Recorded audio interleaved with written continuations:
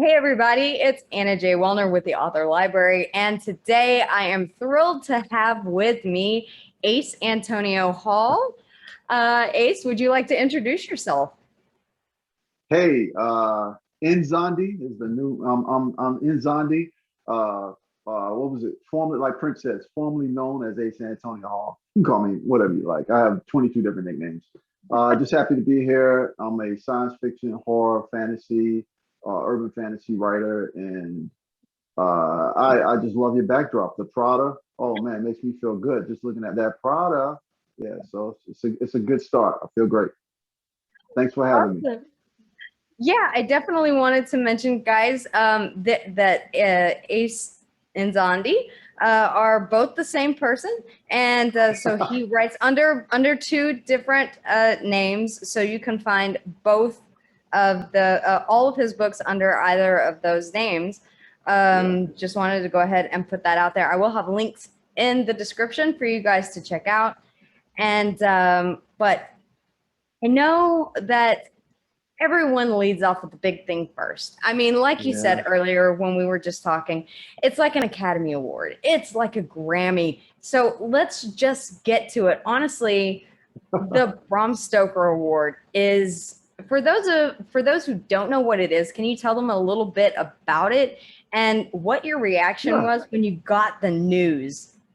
Sure. So the Bram Stoker Award, okay, taken from the Bram Stoker, the author who created Dracula, is an award that is given by one of the most prestigious organizations in the world for horror and for horror fans, Horror Writers Association, or Horror Writer Association.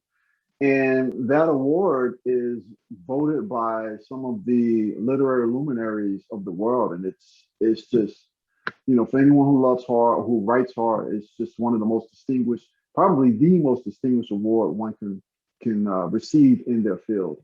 So I was blown away. You asked me how did I feel when it happened. So it happened right during the pandemic, when the pandemic had just pretty much started, and so it was online. So we watched it online. It was a great online show. It was kind of weird because when you're doing something online, they ask all of the different finalists to kind of submit a acceptance speech, and that's weird because you're doing an acceptance speech that's pre-recorded, and you don't know how to feel. You just kind of try to stay professional. You don't know how to be like, oh my god, you can't really do that because you're like, it's not spur of the moment, it's not spontaneous, but at the same time, you want to show some type of excitement and acceptance.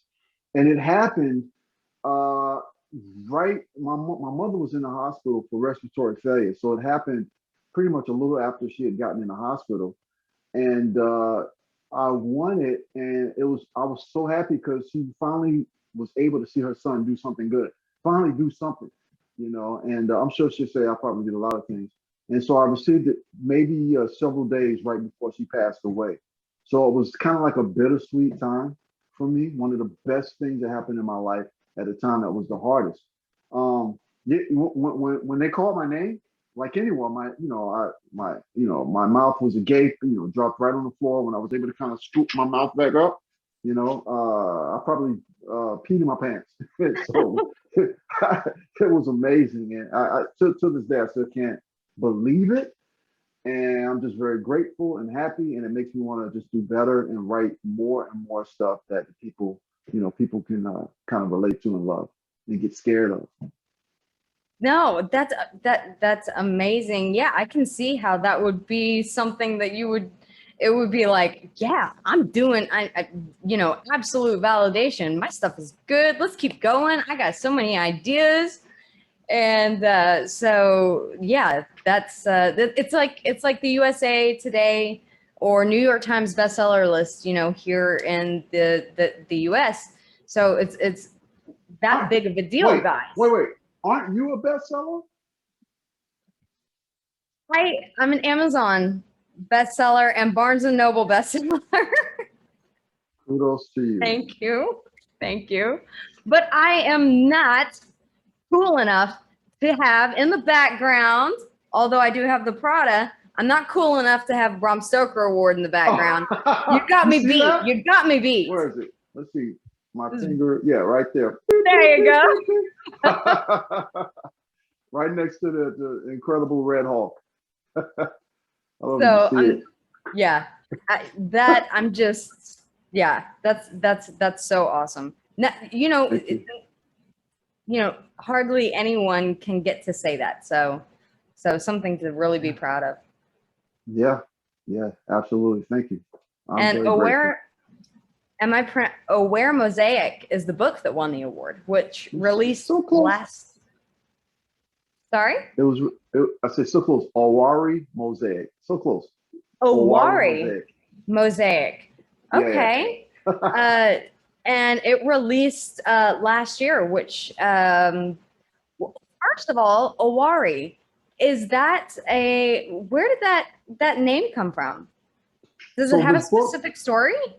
Absolutely. The novel takes place, or the story takes place in Ghana, Africa, in a very popular game in Ghana or in Africa is a game of Oware. It's kind of, I believe, I forget now, when I was researching, I believe it's kind of like a checkers type of game, a board game.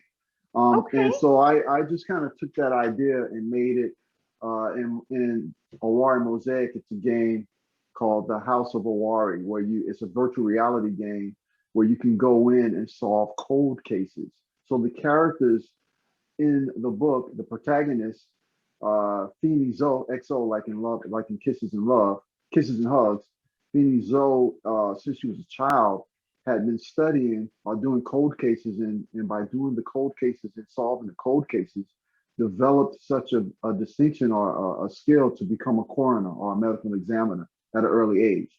So it's called the whole House of Oware, and basically it's a mosaic, all these different little pieces that you kind of have to pick up and put together and solve a puzzle to figure out who solved the cold case, or to figure out who was the murderer in the cold case.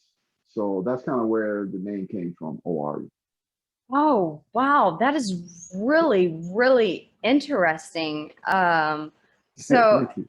yeah, I love taking something and flipping it completely around and twisting it into something that is incorporated into the story.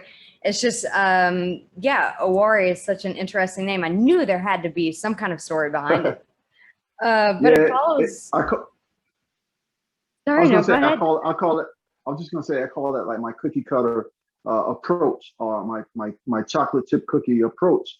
Everyone knows what a chocolate chip cookie is. It can't be a chocolate chip cookie without chocolate chips.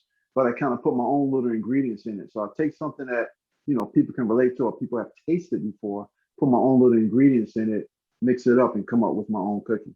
So yeah. And that is so much fun. It follows a 17-year-old through a post-apocalyptic landscape. But would you consider this a YA book? Yeah, especially nowadays. I know. Well, the way it was described to me with my first YA book, which was The Confessions of Silver Slasher, which I've retired that character now and brought up a new character that kind of takes her place, called Cozy Coleman. That's coming out in my new book in September, called Lipstick Asylum. But really, it's a book that the youngest characters are between 17 and 19, or the main characters are between 17 and 19. I put fantastical elements in that appeal to a younger audience, but everyone nowadays loves young adult. But there are elements in it that young adults anywhere from 12 years old and up would love, or would appeal, would love to get into and read. So it has a lot of those different elements in it. So it's young adults. That's good. Yeah. I'm a fan of the YA genre. I enjoy, as a 40-year-old woman, reading YA. And a lot of older people read YA. I think that's something that, a lot of people don't necessarily address, is that the popularity is not just for young adults. It transcends that. So many people read YA fantasy. And you know what I think? I think because as you get older and you're living in this life. Like right now, I'm so tired. Oh, I'm tired. I need a It's couple an more cups of coffee. escapism. Yes, and it brings you back in touch with your childhood, all the things that you could relate to and did in high school. I mean, it brings all of those fantastical things to life for you. So, you know, a lot of times, if it's good written YA, you can relate to the characters, you can relate to their lives. A lot of us went through high school and hated high school. A lot of us were bullied. A lot of us had a lot of struggles with our parents, and you can kind of relate to it. And because of that, you know, it's escapism, and it allows you to really enjoy a good story. So yeah, YA is rocking. I love it. Yep. And now we're looking forward to the next novel, which takes us into the lives of the Scream teens. And I mean, there is just so much going on in this synopsis. I mean, their goal is to raise the dead. And then we have a deal with a shape-shifting werewolf. And I mean, there is a lot going on here with the cruise ship. And I mean, I know it releases in September, which is, you know, next month. But I'm already blown away by the layers just in the synopsis. Like, how much fun was this book to write? It was a lot of fun. I think one of my major inspirations when I wrote that book comes from wanting to have the same kind of pacing that Steven Spielberg had in his Indiana Jones's series, or you know, in that franchise. And basically, in that franchise, it's boom, boom, boom, boom, nonstop action. Nonstop action. You know, so I wanted to write a book that had a lot of page turning, you know, action and edge of the seat kind of scenes. So yeah, there's a lot that continues to happen to these characters. But I guess like any kind of book, you know, there's like, you know, there's subplots. So there's maybe a and a B and a C subplot. So it really isn't like so much that is confusing. It's just a lot that's happening to that character, that the obstacles, that, you know, speed bumps that they have to go over. But I'll tell you, once my character dies, that's when the story gets good, and that's when she starts evolving. Wow, if that's not a lead-in, I don't know what is. So guys, make sure to check that out in September, and that is under, if you want to search the author name, that is Nzondi. And so I will you can have pre-order that right now. It's available. Go do it now. Available pre-order right now. Go do that. Yes. So, and I have to know, I mean, where did the inspiration for this story come from? Because it's so very out of the box and not something that you would see. Was there any inspiration for it at all? Or was it just kind of something that just came to you, like as ideas sometimes do to us, you know? Yeah, it was a combination of ideas, of an idea that came to me, as well as being inspired by. I will quote, I forget what the quote is, but one of my good friends and a mentor, his name is Art Holcomb. He's written stories for Marvel, for DC, the X-Men series, and basically I went to one of his workshops at the Greater Los Angeles Writers Society in Los Angeles, and one of the things that he taught was it's very, very important to use aspects of your own life and put that into your book. And, you know, you just kind of change it a little bit, you know, you fictionalize it, but things that happen to you were only specific to you. No one can write the same that you do if you put things that happen specifically to you. Now, that's kind of vague. It's a little ambiguous. What do I mean by that? Really easy.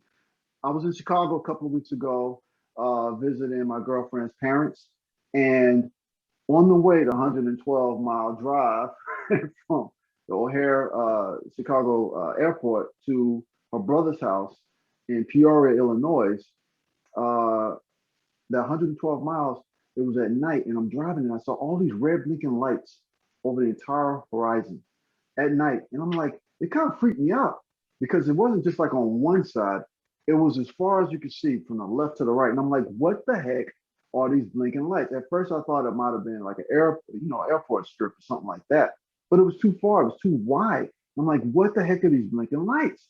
Wind farm? What? Was it a wind farm? Yes, there were windmills. There were windmills. Yeah. Yeah, yeah, Okay. yeah. There were windmills. And I saw that later when we drove back to take, to kind of to go back to Chicago and hang out in Chicago during the day. You see all these windmills, and I looked it up. What are all the red blinking lights? And so it's the windmill. So I took something like that and I put it in my story. When I drive and I go down the wrong street, I look at the name of the street and I go, I'm going to use that name for a character, or I'm going to use that name for a significance. So I take little things like that happen to me during the day. I'm walking by and I hear two old Italian, an old Italian couple kind of arguing about, what they're going to put in their garden. I don't want to put azaleas in my garden. Well, we're going to, we want to stop putting those annuals. We want to put, perennials in the garden, whatever it is. That can get into my book.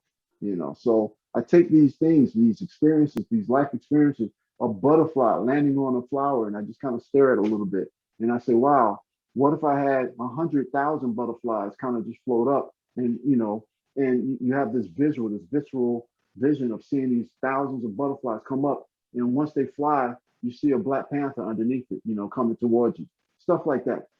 So yeah, it's partly inspiration, part films, all the different films that we've seen in our lives, all the different books. My first book I read was Escape from Witch Mountain by Alexander Key. You like that book? The original movie from Disney. I loved that movie. Yes. So those elements from reading that first book, a lot of those elements always somehow seep into my novels. So it's a combination of all those things. And I think that's why, it's that every author has their own voice and their own unique. So, I mean, you could put 10 different authors in a room and give them, a first sentence or a plot line and a story arc. And every single one is going to come up with something that's entirely different with a different writing style. No one can write a book the way that you can. So, stay true to your own voice, and Yeah. and that's why you've got the Bram Stoker Award right up there. Yeah, I mean, I believe that's partly why, but I think a lot of it has to do with pure luck. I don't know. Come on. Yeah. Because really, there are so many. I got to tell you, there's so many in the Horror Writers Association that I've met, and at the meetings I've gone to, and the different conventions, the StokerCon conventions. I always feel like a little tiny kid, around all of these grown-ups, because they're so well learned in the literary field. They've read so many of the most fabulous authors. They have all these deep conversations about the writing styles of between Asimov and Bradbury, and I feel like I'm still learning all that stuff. And so, I feel like I'll be a student forever because I'm always constantly reading, always trying to catch up, always trying to learn and try to adapt and try to stand in. Larry Niven, which is probably one of the 4 best science fiction writers of all time. I used to see him at LostCon every single year. And he would always ask me, what is your name again? Every single year. But I would always, try to get in conversations with him. And he's so smart. He knows so much about science and physics. I can't light a candle to him, but I just kind of listen. I listen to the conversation. And if I can chime in a little bit, I will, So that's why I feel lucky, because it's, all of these just incredible authors and writers that, that were nominees that I was standing next to. And I just feel blessed and lucky.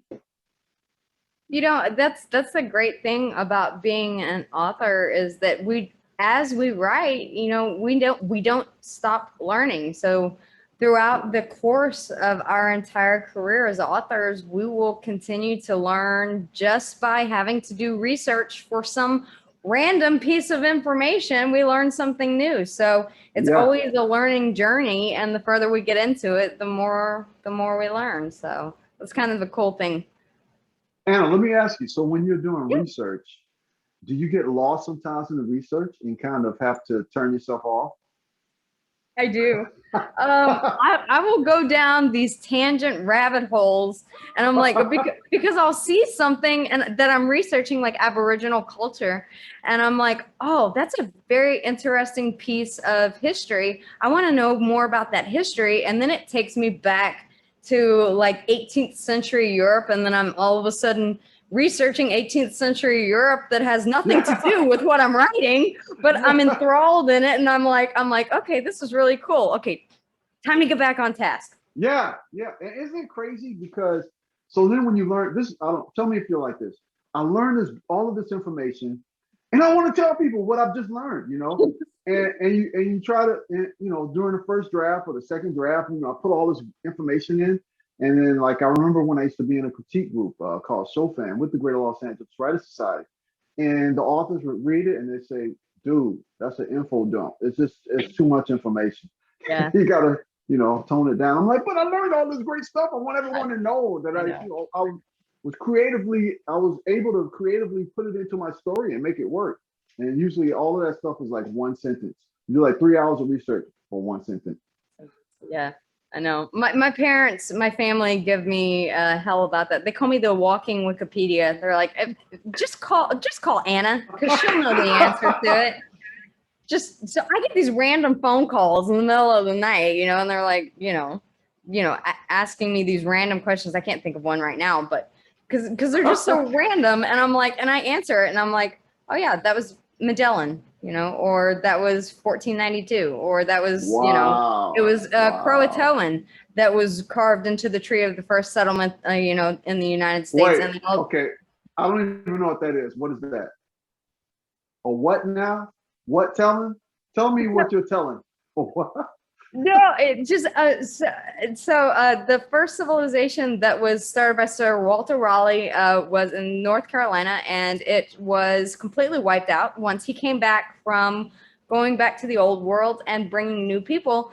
The settlement was no longer there. There was no one there, and the only thing that was written in the tree was the word Croatoan. And today we still don't know what happened to any of these settlers or what that name, who wrote it, what the symbolism is behind it. So I just all of this random stuff up here in this brain that's just rattling around. I would be really good on trivia night. You'd be great on one of those game shows. Right, I know. Yeah. So what is Croatoan? Yeah. Yeah, right. Yeah. But sometimes it's good to have useless knowledge, because whenever you're an author, you just never know whenever you can pull out one of those random pieces of information and stick it in somewhere and add a different level and layer to the story that makes readers say, "I'm gonna look that up. That's interesting." So yeah, I love that. It reminds me a little bit. Well, this is a side note. I don't know if you've ever experienced this. So I have two boys. They're now 25 and 23. But they went through a stage where they asked me, "What is everything?" And it would be why. So when you see that on television, the little kids like, "Why?" Because so and so. Why? Because so and so and so and so. Well, why? And it got to a stage where I was like, "Well, ask your mother." But it's like in a lot of stuff you realize, like, oh my God, I forgot that. I learned that. So and so. I have to look it back up. And as a writer, it makes you have this curiosity where you look it back up and you go, "Oh, that's why monarch butterflies do this," or whatever it is. Yeah. Yeah. No, I think it was Einstein that said, "I am not brilliant. I am cursed with an incurable curiosity." And I think that goes for writers as well. Yeah. Speaking of Einstein, did you see the article that came out today about him, the black hole? No, I've not. But now that you mention it, I'll have to go look it up. Yeah, I emailed it to myself because it was right before we came on air, and I wasn't able to read it, but it says something about the scientists were able to see the other side of a black hole, and Einstein was right. So wow. Deeper conversation for another time. Yeah. But yeah, no, I have we'll just go ahead and put this out there. just, you know, in case he's watching, I have an intellectual crush on, oh God, now I'm blanking on his name, and I have a crush on him. But he did the new Cosmos series. Come on, help me out. Oh, Neil deGrasse Tyson. Yes, Neil I knew you were deGrasse going to say Tyson. that. I knew you were going to say that. Yeah. Neil. I kind of have an intellectual crush on you. Sorry.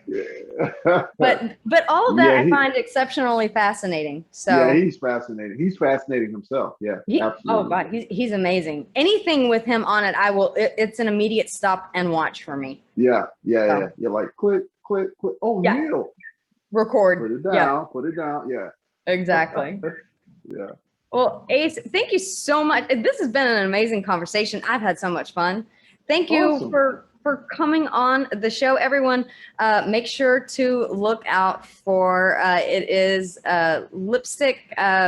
Whoops, I'm having trouble. Lipstick Asylum. Lipstick Asylum. I can't. My computer is not wanting to cooperate with me. My keys.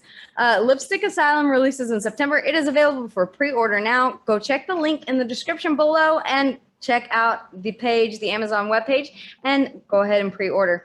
If you haven't already, subscribe to the channel so that you don't miss out on more amazing content that is coming up.